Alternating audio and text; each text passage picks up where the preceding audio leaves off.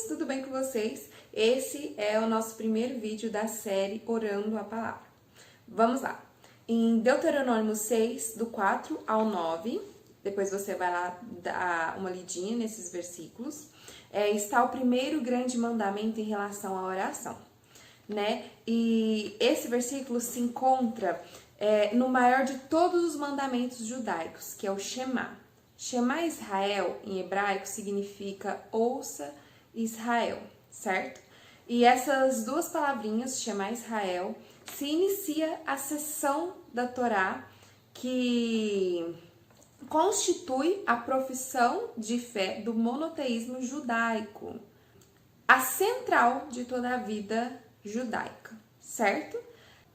Em Salmo 55, versículo 16 e 17, Davi estabeleceu um padrão de oração, que era orar 3 vezes ao dia, de manhã, à tarde e à noite. Então, tanto os judeus quanto a igreja primitiva, eles oravam nesses 3 períodos pré-determinados. O período da manhã era entre as 6 e 9 da manhã, era o primeiro período. O segundo período era exatamente ao meio-dia. E o terceiro período era entre as 3 e 6 da tarde. Com esse aprendizado, eu quero te aconselhar a você estabelecer tanto um local quanto um horário, né? Estabelecer um local e um horário para você orar todos os dias, né? Tanto de manhã, quanto à tarde, quanto à noite. Estabelecer esses 3 horários, que era a tradição, a cultura judaica, a fé judaica.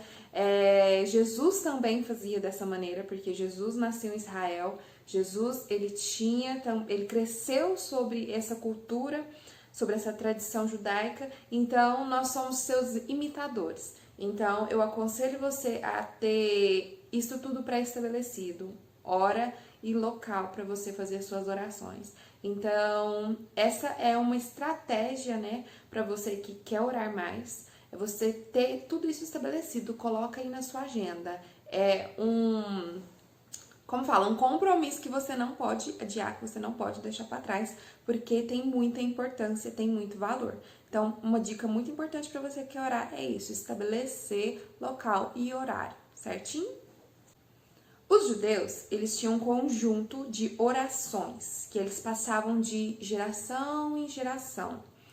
E essas orações eram baseadas no livro da lei, né? E Jesus, ele orava, como ele cresceu com essa cultura, ele orava essas orações. Então, Jesus orava a Bíblia. Em Lucas 24, do versículo 27 ao 44, você vai ver que as escrituras na época de Jesus era considerado a lei, o livro dos Salmos, os livros proféticos, e lembrando que a lei era tipo a Torá, os 5 livros, primeiros livros da Bíblia, os livros de Moisés, né, as leis de Moisés, que são Gênesis, Êxodo, Levítico, Números e Deuteronômio. Esses livros eram as escrituras no tempo de Jesus. A oração, ela está dividida em gêneros, sim. E esses gêneros estão dispostos na Bíblia em ordem cronológica.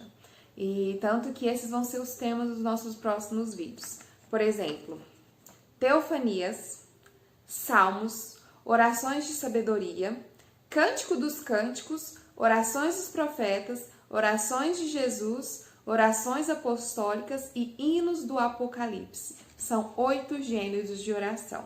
E cada videozinho vai ser falando sobre cada um desses temas. Nós devemos orar a Bíblia de volta para Deus, né? Orar a palavra de volta para Deus. E Jesus fazia isso.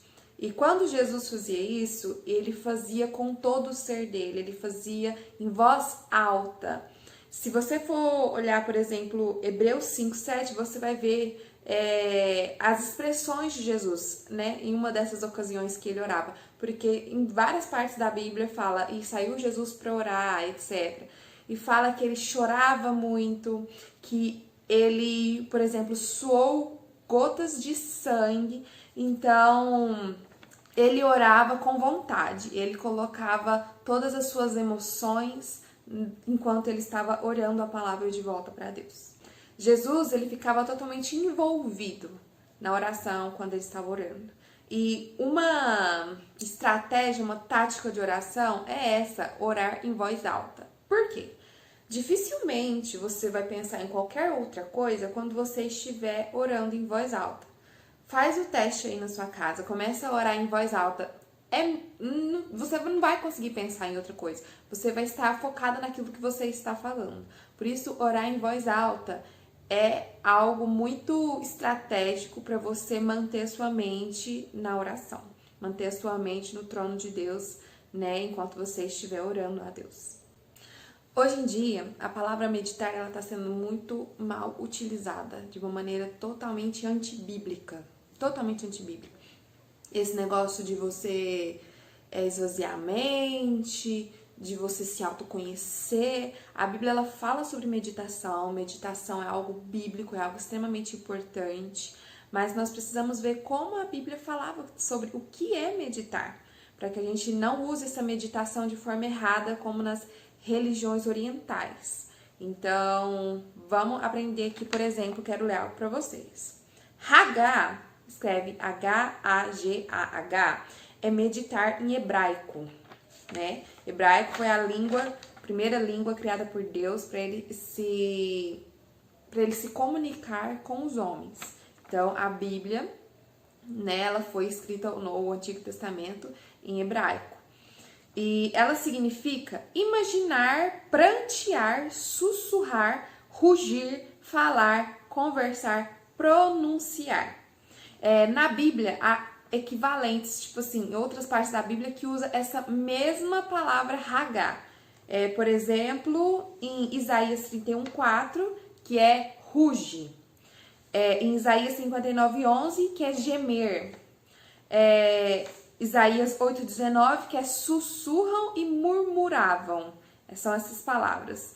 Então, essa meditação é algo que deveria ter um envolvimento físico, não só mental. Então, é algo que você vai fazer em voz alta, né? E todo com esse envolvimento, essa atividade física, não só você ficar parado, em silêncio, fechar os olhos e tentar esvaziar sua mente, que é o que a meditação de hoje está pregando, que é algo totalmente contrário à Bíblia. A Bíblia mesmo fala que a mente vazia é a oficina de Satanás. Quando você não pega o controle da sua mente, o diabo vai pegar.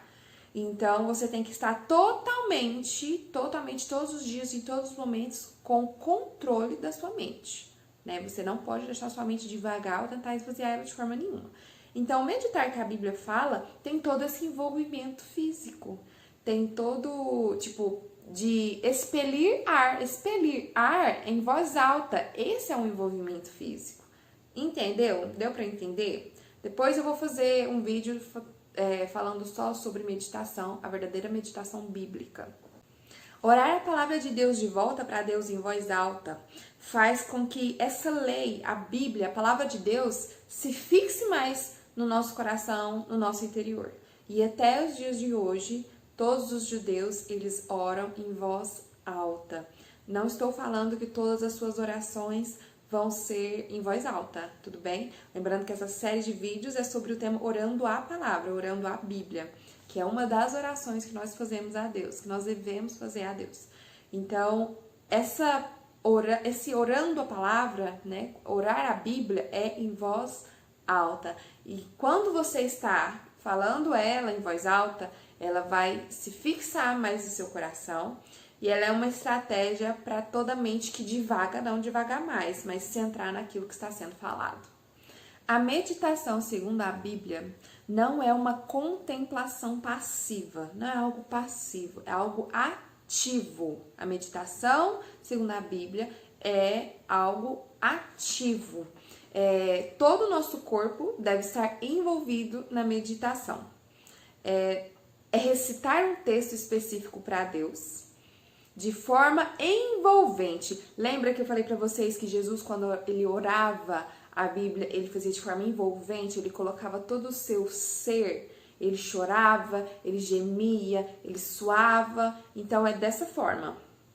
É usar a boca para lançar a mente, né? Usar a boca para falar da Bíblia, que vai ser lançado à mente, que vai afetar o nosso espírito.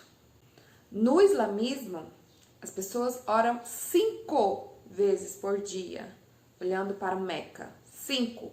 Gente, muitos de nós não estamos orando nenhuma. O povo do Islã ora 5 vezes por dia.